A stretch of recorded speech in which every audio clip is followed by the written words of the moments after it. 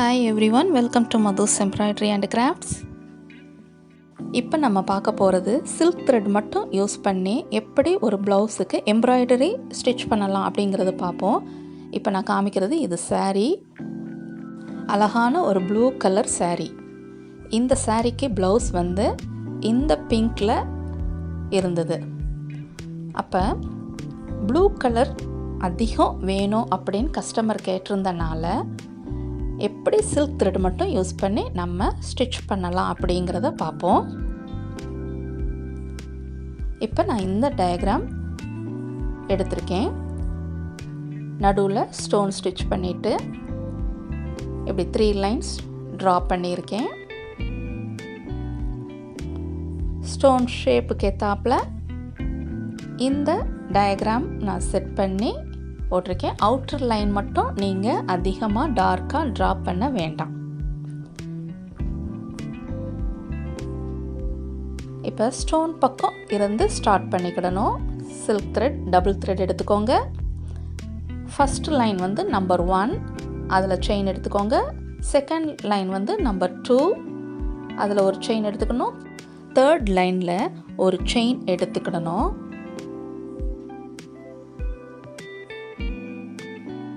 அதை அப்படி லாங்காக பேக்வேர்டாக எடுத்து கொண்டு வந்து ஃபஸ்ட்டு லைனில் செயின் எடுக்கணும். மறுபடியும் ஸ்டோன் பக்கம் ஒரு ஸ்மால் செயின். அடுத்தது நம்பர் 2, அந்த லைனில் ஒரு செயின் எடுங்க. நம்பர் 3, அந்த லைனில் செயின் எடுத்துட்டு மறுபடியும் பேக்வேர்டாக லாங்காக பேக்கில் கொண்டு வந்துட்டு நம்பர் 1ல் எடுத்துட்டு ஸ்மால் செயின். இப்படி கண்டினியூவாக நம்ம என்ன செய்யணும், ஸ்டிச் பண்ணணும்.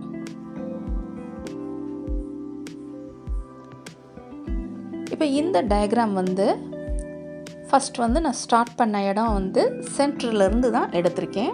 ஒரு ஹாஃப் ஆஃப் த போர்ஷன் நம்ம என்ன செஞ்சுக்கணும், இந்த மாதிரி ஆரி எம்ப்ராய்டரி போட்டு நம்ம ஸ்டிச் பண்ணிக்கிடணும். இப்போ நான் ஹாஃப் டிசைன் முடிச்சிருக்கேன். மறுபடியும் அதர் ஹாஃப் போடும்போது திரும்ப சென்டர்லேருந்து ஆரம்பித்து இதே போலையே நம்ம கண்டினியூஸாக ஸ்டிச் பண்ணி முடிக்கணும். கவுண்டிங்ஸ் தான். இப்போ ஸ்டார்டிங் வந்து அந்த ஸ்டோன் பக்கம் எடுத்துருக்கும்ல, அடுத்தது நம்பர் 2, 3, அந்த செயினை பேக்வேர்டாக லாங்காக இழுத்துக்கோங்க. திரும்ப நம்பர் 1 கொண்டு வந்துடணும். ஸ்டார்டிங் அந்த பாயிண்ட்டுக்கு எடுத்துடணும். திரும்ப நம்பர் 2, 3, 1, தென் ஸ்டார்டிங் ஸ்மால் செயின். இந்த மாதிரி நம்ம என்ன பண்ணிக்கலாம், இந்த சில்க் த்ரெட் எம்ப்ராய்டரி ஒர்க் நம்ம ஸ்டிச் பண்ணி முடிச்சுக்கிடணும். இப்போ நான் ஸ்டிச் பண்ணிக்கிட்டு இருக்கிற நீடில் வந்து துலிப் ஜப்பான் நம்பர் 14. நீங்கள் அயன் நீடில்லையும் இதே மாதிரி என்ன பண்ணிக்கலாம், ஸ்டிச் பண்ணிக்கிடலாம். பிகினர்ஸாக இருந்தீங்கன்னா நம்பர் 14ல் நீங்கள் ட்ரை பண்ணுங்கள். சில்க் த்ரெட் டபுள் த்ரெட் எடுக்கும்போது அது ஈஸியாக இருக்கும். அதே மாதிரி ஃப்ரேம் வந்து நீங்கள் ரவுண்ட் ஃப்ரேமில் ஃபஸ்ட்டு ப்ராக்டிஸ் பண்ணிக்கிட்டு இருந்தீங்கன்னா ஃப்ரேமை ரொட்டேட் பண்ணாதீங்க.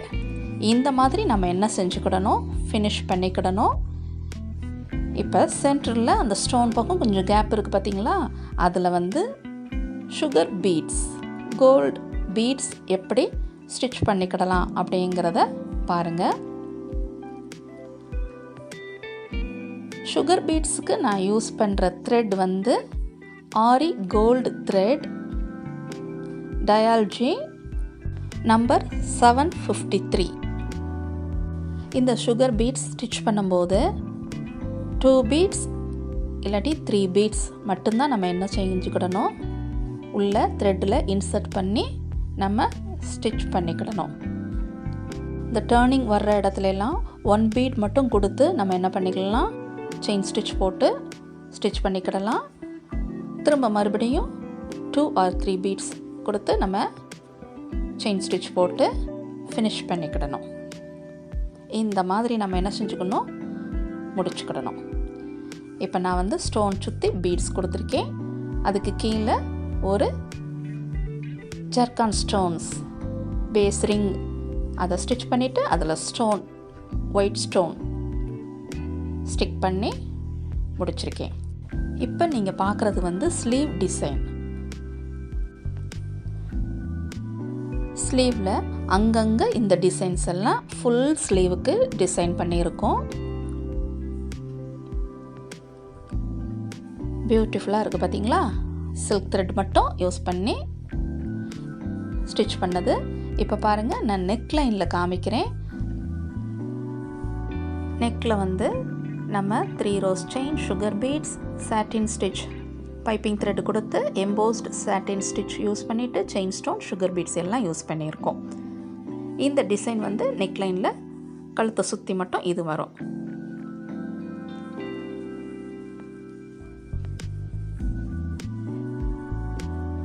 நெக்லைனில் நமக்கு இந்த மாதிரி நமக்கு இருக்கும். இப்போ ஸ்டிச்டு ப்ளவுஸ் எப்படி இருக்குங்கிறத பார்ப்போம். இந்த மாதிரி இருக்கும். பியூட்டிஃபுல்லாக இருக்குது பார்த்தீங்களா? பேக் நெக், ஃப்ரண்ட், ஸ்லீவ் எல்லாமே ஒரே போல் டிசைன் தான். ஸ்லீவில் பார்த்தீங்களா, அங்கங்கே இந்த டிசைன்ஸ் இருக்கும். ஸ்லீவில் கீழே இந்த இடத்துலையும் நம்ம இப்போ காமிக்கிற இந்த இடம் இருக்குது பார்த்தீங்களா, இதுலேயும் நான் வந்து chain stitch 3 rows, sugar beads, satin piping thread கொடுத்துட்டு அடுத்து செயின் ஸ்டோன், சுகர் பீட்ஸ் கொடுத்துட்டு இந்த மாதிரி டிசைன் நமக்கு ஸ்டிச் பண்ணி முடிச்சிருக்கோம். பேக் நெக் பாருங்கள், அதே போல் தான் ஃப்ரண்ட் நெக்கும் இந்த மாதிரி இருக்கும்.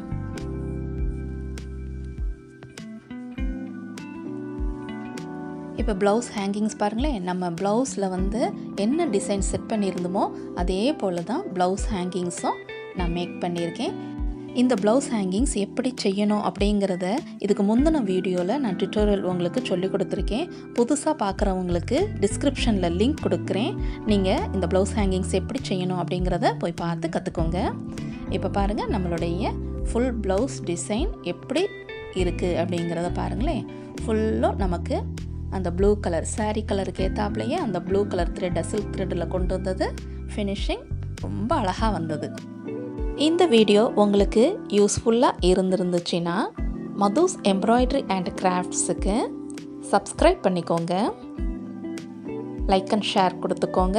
உங்கள் ஃப்ரெண்ட்ஸ் எல்லாருக்குமே நீங்கள் ஷேர் பண்ணி இன்ட்ரடியூஸ் பண்ணுங்கள். தேங்க்ஸ் ஃபார் வாட்சிங்.